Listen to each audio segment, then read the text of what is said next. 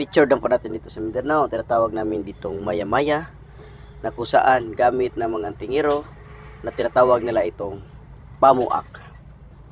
Yan, ito po ang kanyang itsura. Ayan.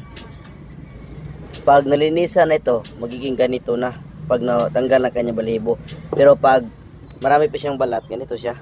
Tapos pag hindi pa talaga ito nabalatan, para itong mangga, kulay dilaw ito pag nahinog. Tapos ito'y bunga ng punong kahoy na parang mangga. Ang itsura ng dahon ng punong kahoy na ito. Tapos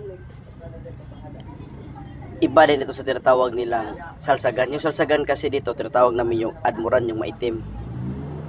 Tulad nito, ito admuran, bunga ng foxtail palm tree lamang ito at common, marami sa kapaligiran. Ito naman ay nakuha talaga sa kabundukan. Ang puno nito ay parang puno ng mangga.